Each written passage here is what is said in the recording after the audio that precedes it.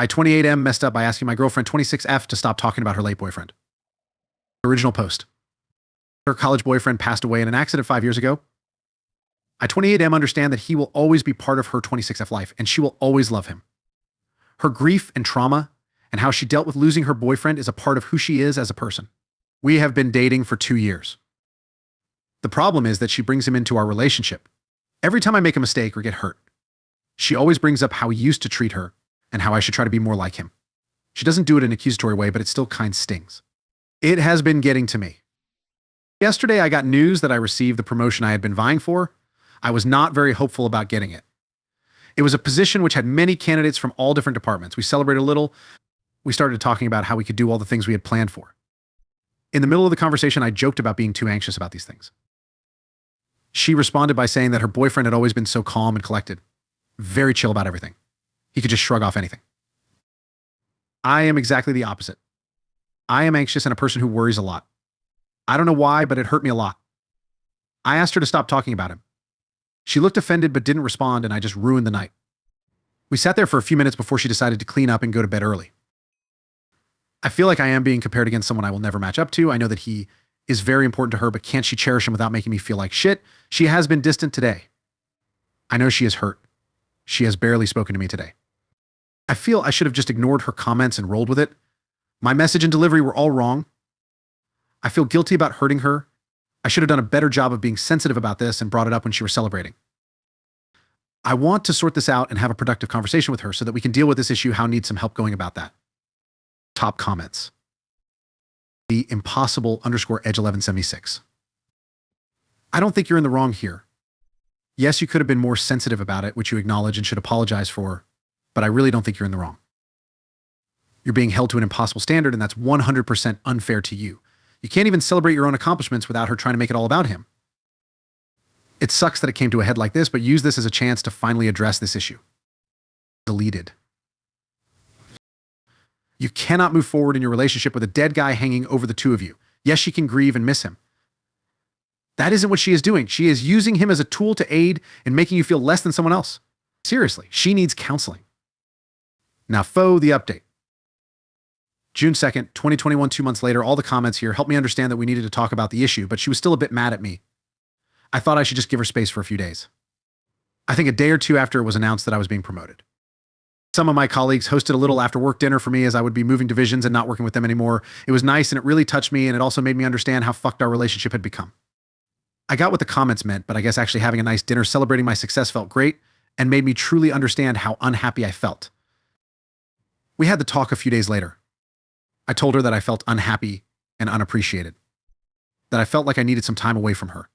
She almost seemed like she was waiting for this. She didn't seem particularly upset over it. She said she understood and she would move back to her parents as soon as possible. I know it is ugly, but some part of me wanted her to be upset, some proof that she cared for me. I don't know. I feel like she didn't love me at all. I feel like I wasted years being in love with her.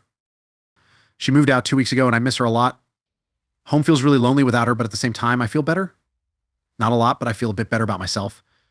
It is strange. She is not a bad person. She is a wonderful person. And that is why I fell in love with her. But the closer we got, the less happy our relationship made me. I know a lot of it was my fault, and I need to work on communication skills. Top comments. I'm down 1. I know it's hard, but you absolutely did the right thing. I remember your original post and was so frustrated at your ex's behavior. It's going to be hard and sad now, but you will be so happy soon. Take the time to breathe freely and enjoy being on your own. Half bastard. You made the right decision. You can't compete with a ghost. Story 2. AITA for refusing to give up my bedroom to visiting family members. I'm a 30-year-old single woman. In a few weeks, I'll be moving to a new city in a different state for work. I'll be moving into a small 1-bedroom apartment. A little over a week ago, my older brother, his wife, and I made a trip to an IKEA store to check out some sofas. I was looking for a lightweight sofa for the new apartment that could be easily dismantled and moved around by myself. I found a sofa that fit the bill. Both my brother and his wife also agreed it was a nice sofa and that I should get it online and have it delivered. A couple days later, my brother and I were talking about my move. At one point, he says, "You better buy a pull-out sofa for when we come to visit." I was surprised. I told him that I had already decided on the sofa that we saw in the IKEA store, but that I'd make up the sofa nicely and also get a sleeper mat to put in living room for them. My brother gets offended and says, no, if we are coming to visit, you should either have a pull-out sleeper sofa or give up the bedroom. I get upset and tell him that it's really unreasonable to put demands on me as to what furniture I should buy or where I should sleep in my own apartment. Basically, we start to argue. He tells me it makes no sense to have a couple sleep in the living room in a one-bedroom apartment. He tells me I shouldn't be so attached to my bedroom.